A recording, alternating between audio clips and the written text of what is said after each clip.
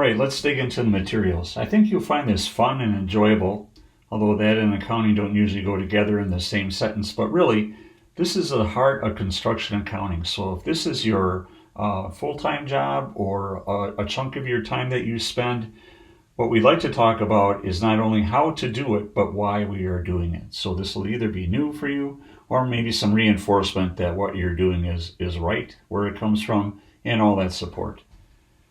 Now, just to harken back to the last session, the last class was on standard units. And if you didn't take that class, part of that class will pertain to this class, but you can either go back and take the last class. That would be great if you would do that.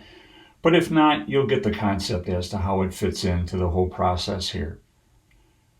To recap, standard units are the industry best practice used as the foundation for a solid work order system. And accurate project accounting and classification to FERC accounts starts with the development of standard units. Now remember, standard units are what it costs us to build one of something. So if you were to build a pole, it's the pole cost, the inventory costs, the labor, the overheads that go with, equipment, allowance for funds used during construction. All of that rolls up into the total pole cost, and we use that on the front end as an estimate and on the back end to allocate the cost into the general ledger. One point to remember is that standard units are not the same as those units used by engineering for project design. So we talked in that class that standard units and continuing property records should be the same, but there doesn't need to be a continuing property record or a fixed asset record for every single configuration of a pole that is constructed by engineering. Engineering builds, accounting accounts. So if you'd like more backup and more information on how this all fits together, I would urge you to take that last class or go back and review what we talked about if that helps as well. Now the story of the electric business is this. Again, we generate power. We take that power and we transmit it across long distances to the end user, to our distribution facilities. And there it is used by our customers in their homes and their schools and churches and their donut factories and their hospitals and their manufacturing facilities, retail establishments. Our local government uses power if you're a municipal utility, on their farms for irrigation and running their farms as well. So all of that all fits together.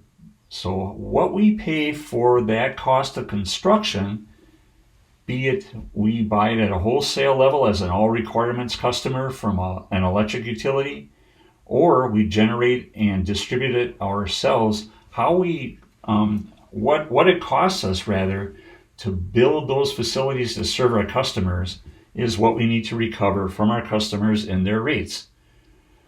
And overhead costs are the support costs for construction activities. And they come in two different flavors. We have what we call direct overheads, where there is a one-to-one relationship with the activity. Think of this as labor.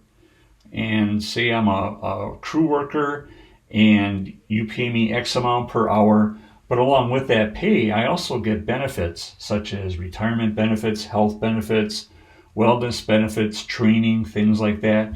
You can think of all those costs going into a backpack, strapped onto my back, and wherever I go and work, those benefits come with. And so we need to record those costs as part of the cost of construction. So that's direct overheads.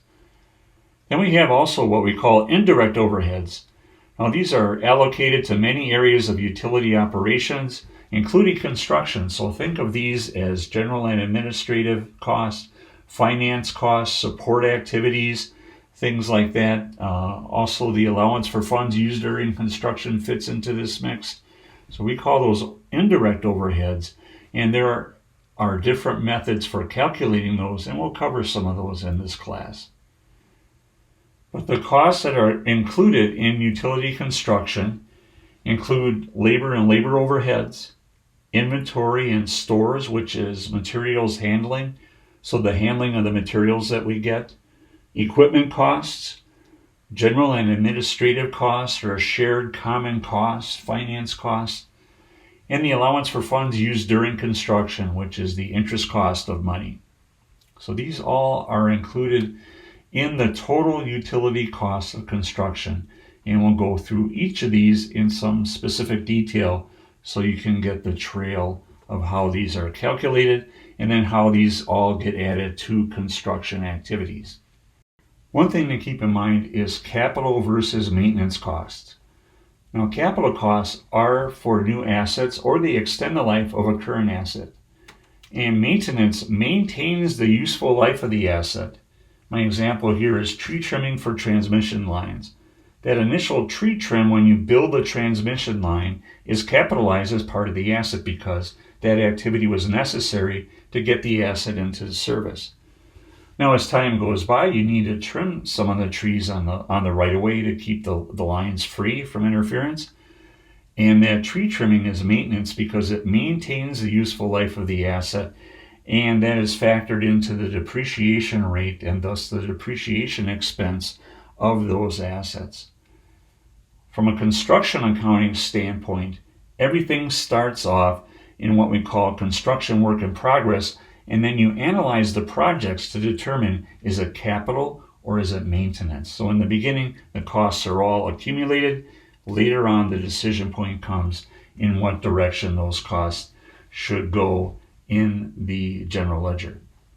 The four major construction cost types that go into any project are labor, materials, direct costs, which are those costs in case you use an outside contractor for part of the project. Those are called direct costs.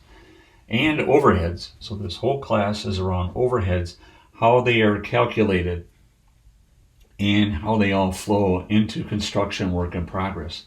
Now, all of the costs are coded to FERC 107 construction work in progress, or CWIP, so that labor, materials, direct cost, and overhead costs all are coded to 107.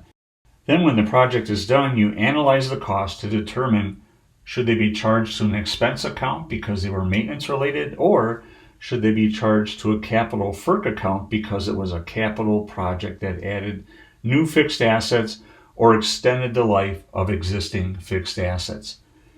If it is a capital project, once it is classified in the general ledger, a supporting document, a subsidiary ledger it's called, would be continuing property records or fixed asset records.